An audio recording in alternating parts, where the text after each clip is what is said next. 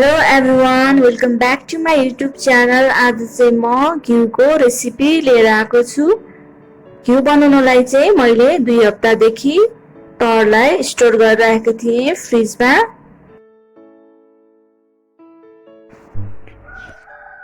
विस्कको हेल्पले चाहिँ यसलाई राम्रोसित मिक्स गर्नुपर्छ। जुन साइडबाट चलाइराखेको छ कन्टिन्युअसली त्यही साइडबाट राम्रोसित मिक्स गर्नुपर्छ।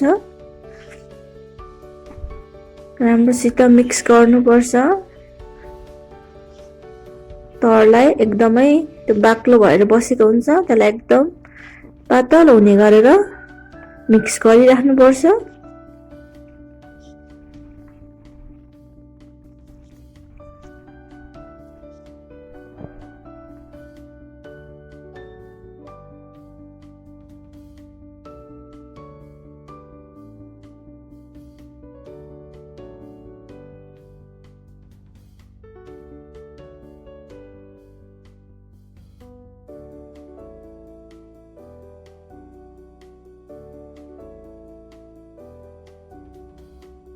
अब चाहिँ मैले ग्यासमा बसालिसकेकी छु।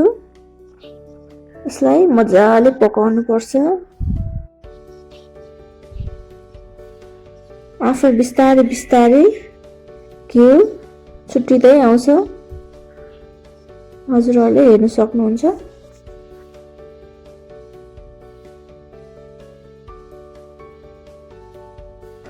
मैले चाहिँ चलाइरहेकी छु।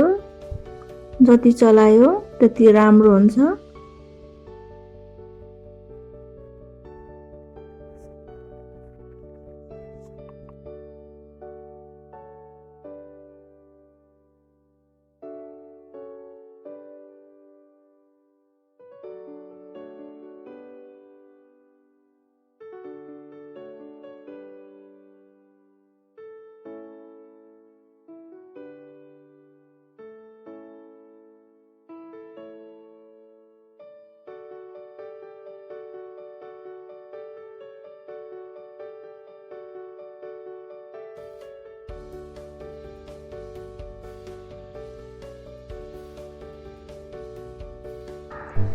यसलाई चाहिँ चलाइराख्नुपर्छ।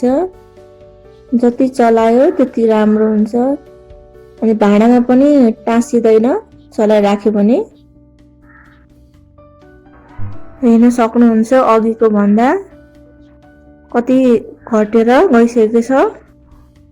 अब चाहिँ बिस्तारै बिस्तारै घिउ बन्दै जान्छ।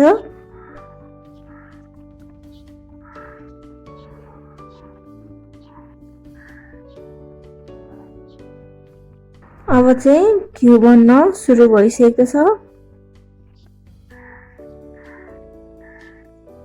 हेर्न सक्नुहुन्छ कलर पनि ब्राउन ब्राउन हुँदै आइसकेको छ।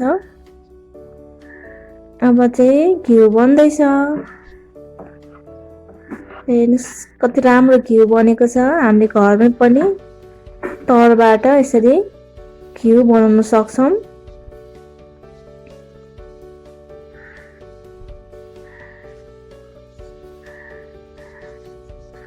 यसलाई चाहिँ मजाले ब्राउन हुन दिनुपर्छ।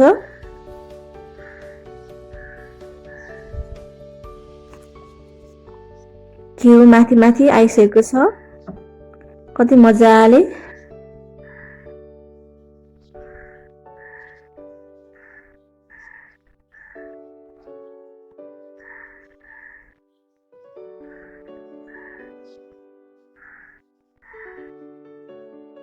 अब चाहिँ यसलाई पकाउन पुगिसकेको छ। हेर्नुस् कति राम्रो मजाले कलर ब्राउन ब्राउन भएर आएको छ।